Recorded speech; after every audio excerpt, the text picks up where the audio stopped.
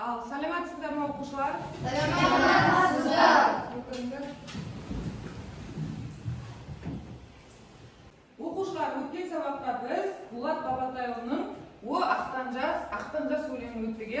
Сол боюнча сиздерге өлеңди үйгө жаттауга бердим. Дайынбызбы үй жұмысына?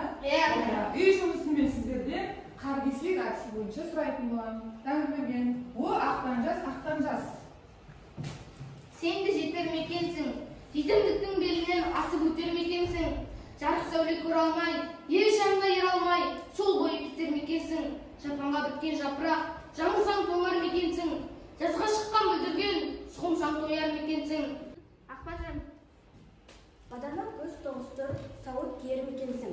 Білтеніні тұтатып, түтінін үзбей оқ атып, жау қашырар мекенсің. Тұлпар атты жаратып, құйрық жолын таратып, бейжіңдерді ерлетіп, жорыққа жортып терлетіп. Сырты қырлы жүз алмас, салғандағы жоғалмас, сапа сынар мекенсің. Зере. Босағасын борлатқан, кире-кесін торлатқан, тегер шыманаттан жібекті үзіп бол тапқан, үйге кірер мекенсің. Ерасың. Тем құрбымен деңеліп, шаруа жиып, кенеліп, баласы маузеп, кесеніне балқып, өмірде сөрер мекенсің. Алмас. Жетімдіктен өтесің, шаңды мәлі кетесің. Қажма ақтан қажма, жетесің әлі жетесің. Өте жақсы окуучулар, жақсы жаттап келгенбиз. Окуучулар, бүгүн карашанын 8-і, бүгүн өтетін тақырыбымыз "О ақтан жас" өлеңі ары қарай жалғастырамыз.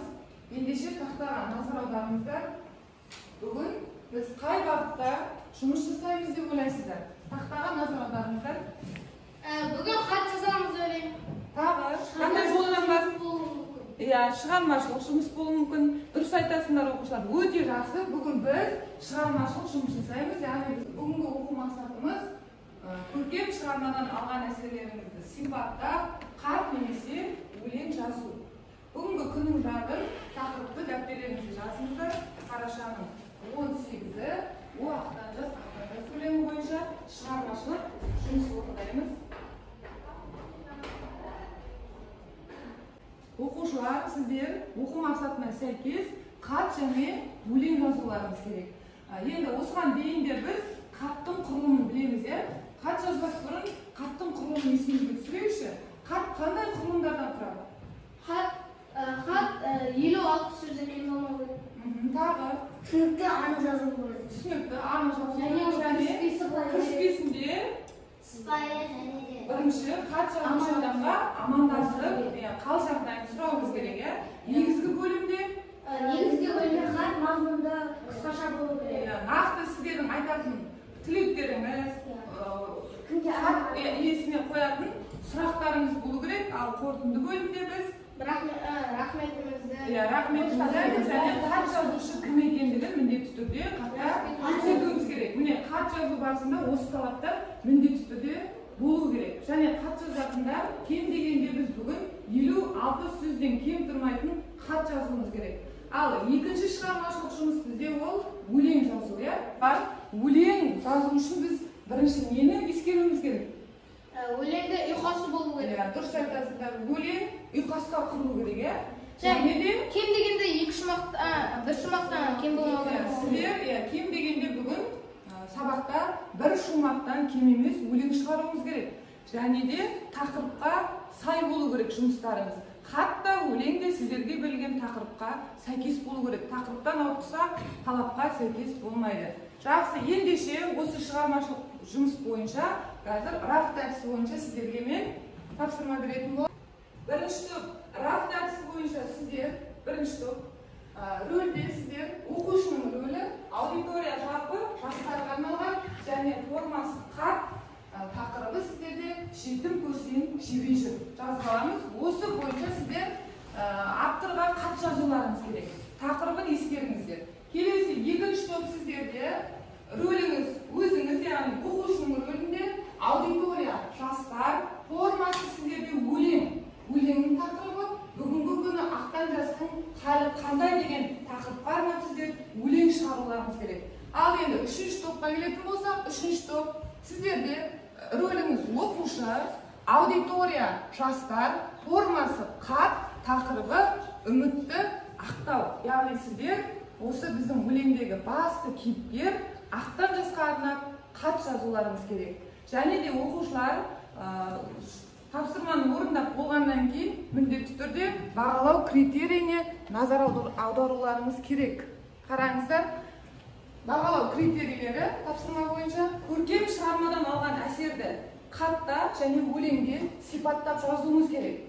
Екінші критерий жазба жұмысының талаптарын сақтау керек.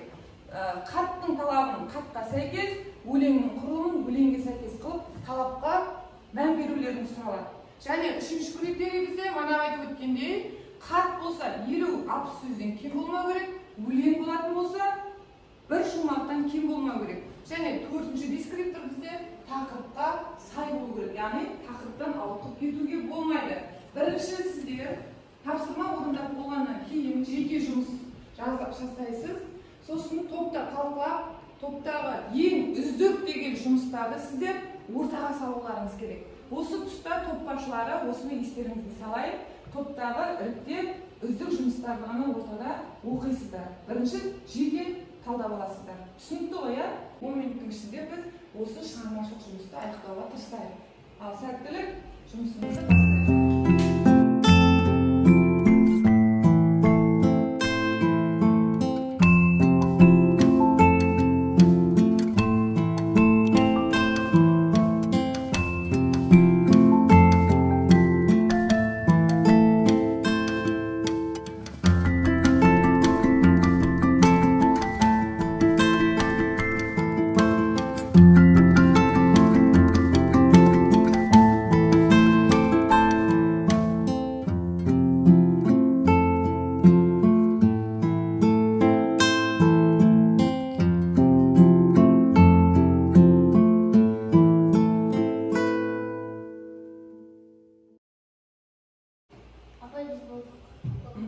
Жақсы оқушылар, сіздерге берілген уақыт аяқталды.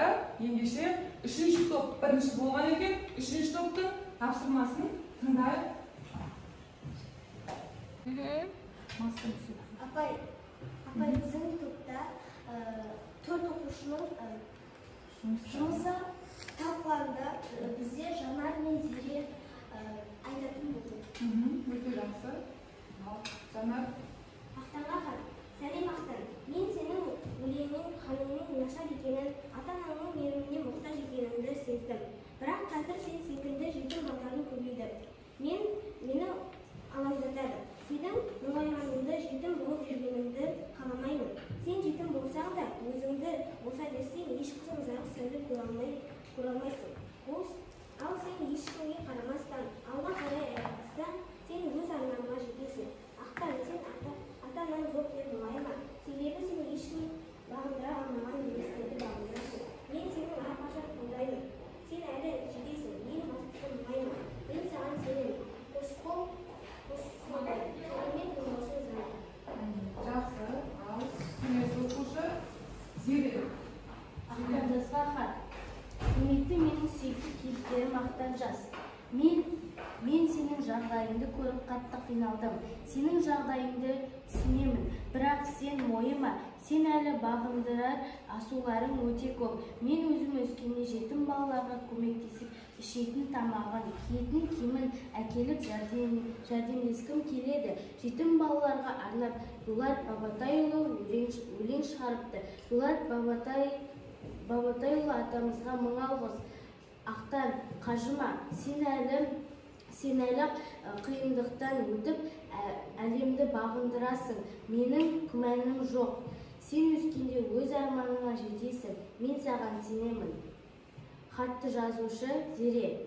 Сау бол, Ақтан жас. Өте жақсы, Ақтанға арнап хаттар жазған екен. Енді екінші топқа кезек берейік. Екінші топтың жұмысы бізде өлең шығару еді. Ендеше топта кім бастайды? Таңырбегені тыңдаймыз. Ақтан жас. Дулат атам үміт берді Ақтан жасқа. Жетімдерді көбейді ғой қалаларда. Ата-анасы жетімдерді тастап кетіп, жетімдерді жылатты жалғыз тыста. Зар заманда өмір сүрген Дулат ата, сенім артты ол кісі Ақтан жасқа. Осы 5 күн жалғанда жылатпайық жетімдерді әрқашанда. Жетімдерді қолдайықшы осы өмірде, шүкір етіп Алланың бергенінде. Жақсы.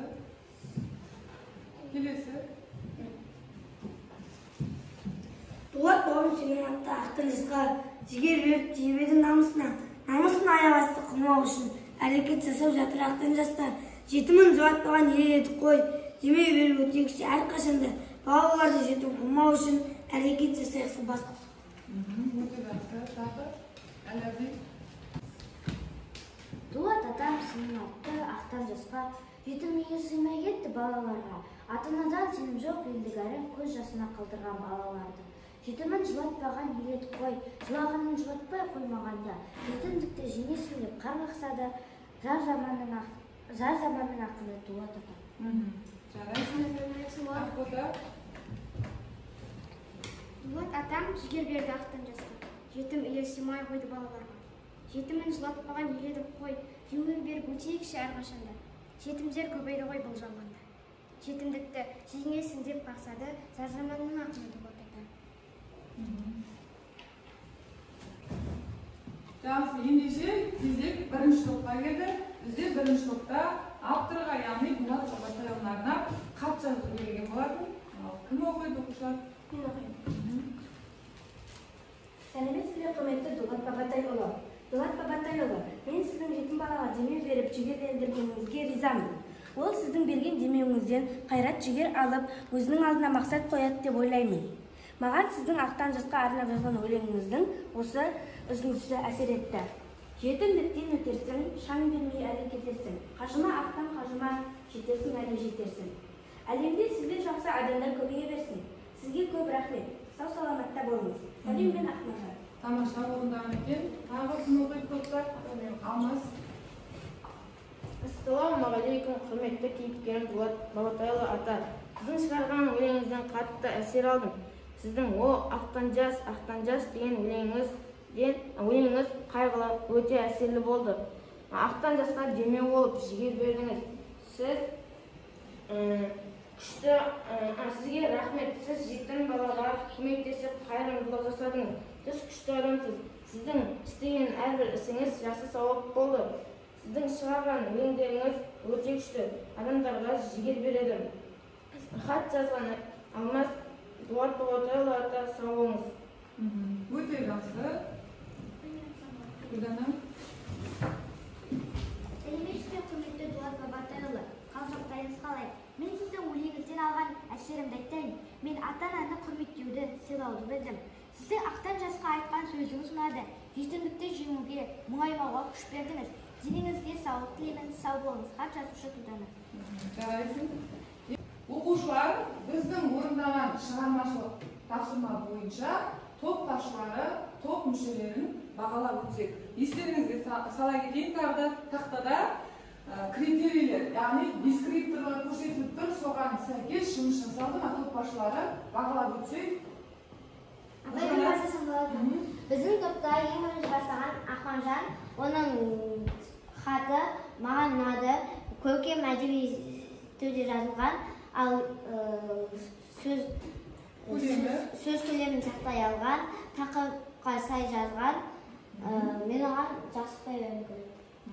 Жарайсың. Тағы Келесі Алмас. Ол да күшті жазған, көркем түрде және де шығармадан алған әсерін жеткізе алды. Жазба жұмыстары талаптарына сақтап жазды. Сөз көлемін сақтай алды, тақырыпқа сай жаза алды. Ол да сондай көркем шығармада алған әсерін сипаттай алды. Жазба жұмыстары талаптарын сақтап жаза алды. Сөз көлемін сақтай алды. Және тақырыпқа сай жазды. жарайсыңдар.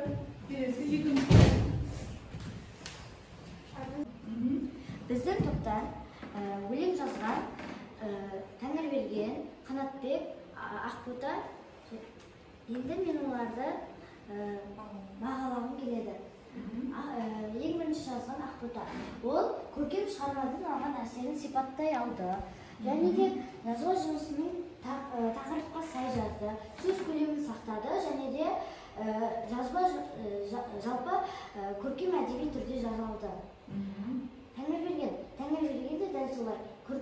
шығармадан алған әсерін сипаттай алды. Жазба жұмысының талаптарын сақтап жазды. Сөз көлемін сақтай алды, тақырыпқа сай жазды. Қанатбек те дәл солай. Көркем шығармадан алған әсерін сипаттай алды. Жазба жұмысының талаптарын сақтап жазды. Сөз көлемін сақтады, тақырыпқа сай жазды. Жарайсың. Келесі бізде 3-ші топ. Зере мен Жанар. Мен оны бағалайын деп едім. Зере көркем шығармадан алған әсерін сипаттай алды. Жазба жұмыстарын талаптарына сай жазды, тақырыпқа сай жазды, сөз көлемінде сақтады.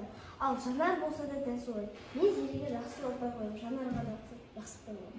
Жарайсыңдар оқушылар, жақсы бағалап өттіңіздер. Енді мен де өз бағамды беріп өтсем, 1-ші топ бойынша мен Нұржанаттың бағалауымен келісемін.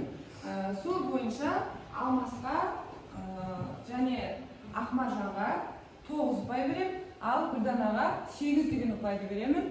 Келесі 2-ші топ бойынша Әләзиде өте жақсы деңгейде бағалай алды. Бұл топтағы Тәңірберген, Қанатбек және Әләзи және Ақбота деген оқушыларға 9 деген ұпай берем, ал Мұқаш деген оқушыға біз 6 деген ұпайды береміз. Келесі топта Арайлымда жақсы айтып өтті. Арайлымның айтуы бойынша үздік шыққан Жанар мен Зеренің жұмысы екен. Өте жақсы жазған, хаттың құрылымын сақтаған, келісемін. Және бұл екі оқушыға да 8 деген ұпай берем, ал Арайлым мен Ерасылға 7 деген ұпай береміз. Өте жақсы тақырыпты меңгергенсіздер. Біз бүгінгі сабақта оқу мақсатымызға жеттік па? Оқу мақсатымызға жеттік, жарайсыңдар. Ендеше бүгінгі сабағымызды біз қорытындылай келе бір айналым сөйлесу әдісі бойынша қорытынды жасасақ, ол ақтан жас. Ақмаржан, ары ойды жалғастырады. Бір сөйлеммен жалғастырып кетеміз. Дулат атамыз ақтан жасқа өзі демеу беріп, қайрат берді. Ақтан жас ол Дулат Бабатайұлының өлеңінен қайрат жігер алады деп ойлаймын. Келесі Ерасыл. Дулат Бабатайұлы ол ақтан жасты бекер шығарған жоқ. Ол ақтан жас деп, ол ақтан жасқа жігер берді. Оны жігерлендірді, жетімдіктен өтсін, ел шағына жетіп алсын деді. Болашағына үлкен үміт сыйлады. Жарайсың. Келесі. О, ақтан жас. Біз қазақ елі жетімдерді жылатпаған халықпыз. Біз жетімдерге демеу болып, көмектесіп, қиналған кезде қол ұшымызды беріп, көмектесіп жүрсек, біз нағыз қазақ еліміз. Және де олардың ата-аналары жоқ, олар қайғырады. Біз олардың қайғырғанына демеу болып, оларға күш беріп жүрсек, олар әрдайым көңілді, болашаққа деген ынтасы зор болып өседі. Және де бүгінгі таңдағы балалар үйінде саны артып бара жатыр. Егер көмектесетін болса, олар азаяр еді. Жақсы оқушылар, осымен сабағымыз аяқталды. Сау болыңыздар.